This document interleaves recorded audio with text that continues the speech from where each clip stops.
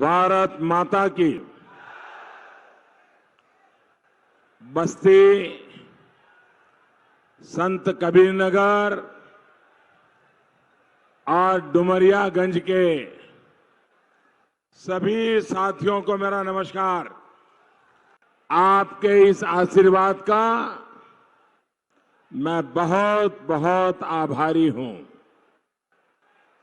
साथियों, आज आपके मजबूत सहयोग और समर्थन के कारण ही हमें मां भारती को पूरे विश्व में गौरवान्वित करने का अवसर मिल पाया है। आपने 5 वर्ष पहले जो आदेश दिया था, उस आदेश को नित्य, निरंतर, निस्वार्थ और निष्ठा भाव से पूरा करने का मैंने प्रयास किया है। एक प्रकार से आज मेरे सामने 2 काम है। एक, आपका अभूतपूर्व सहयोग रहा, जिसके कारण मैं 5 साल देश की सेवा कर पाया और इसके लिए फिर एक बार आपका धन्यवाद करना है।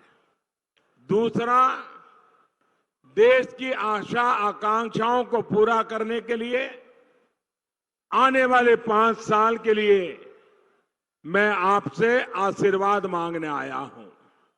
तो एक तो मुझे धन्यवाद भी करना है और दूसरा आप सबसे आशीर्वाद भी मांगना है। और भाइयों बहनों, इनको आदत हो गई है, इसलिए ये डंके की चोट पर वोट ट्रांसफर करने का वादा करते हैं, दावा करते हैं। अरे महामिलावटियों, इंसान और रुपयों में बहुत बड़ा फर्क होता है। और मेरे देश का, मेरे उत्तर प्रदेश का हर नागरिक, वो गरीब हो सकता है लेकिन वो कभी बिकाऊ नहीं हो सकता है। आप लोग बिकाऊ ठेकेदार हो। साथियों, ये लोग भूल रहे हैं कि मेरे उत्तर प्रदेश के साथी, मेरे यहां के वोटर किसी दल के बदलने से नहीं बदलते। नीति और नियत के आधार पर उत्तर प्रदेश के लोग अपना मन बनाते हैं। और यही कारण है कि महामिलावटी लोगों के बंधन की गांठ अब ढीली पड़ चुकी है। साथियों, अभी जो पहले आप लखनवी मिजाज से बातें करते थे, वो 4 चरण के बाद एक दूसरे का गला काटने के खेल खेल रहे हैं। और 23 मई को जब चुनाव का नतीजा आएगा, शाम को कहने लगेंगे, जो पहले आप कह रहे हैं ना, 23 मई को देख लेना, वो कहेंगे आप कौन, आपने ऐसा किया, आपने ऐसा किया, उधर ऐसा किया, इधर ऐसा किया, मैं देख लूंगा। देखना, 23 मई को नई लड़ाई शुरू होने वाली है। भाई और बहनों, देश की सेवा करने के निकले, उत्तर प्रदेश की सेवा करने निकले, आपके इस सेवक के संस्कार और संकल्प बिल्कुल स्पष्ट है। भाई और बहनों, सपा हो, बसपा हो, ये वो लोग हैं जो गली के गुंडों से निपटने तक की नीति नहीं बना सकते, वो आतंकवाद और नक्सलवाद की बात तो छोड़ ही दीजिए। आप मुझे बताइए भाइयों, इतने चेहरे इन दिनों हवा में चल रहे हैं। जो 8 सीट पे चुनाव लड़ रहे हैं वो भी तैयार हो गए हैं प्रधानमंत्री की शपथ लेने के लिए। जो 20 सीट पे चुनाव लड़ रहे हैं उनके भी मुंह में पानी छूट रहा है।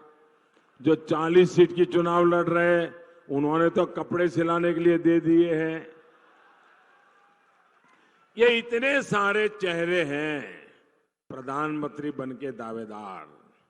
आप मुझे बताइए वो कौन सा चेहरा है जो आतंकवाद को खत्म कर सकता है?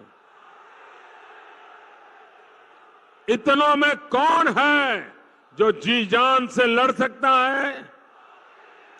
इन सब में कौन है जो सबका भला करना चाहता है?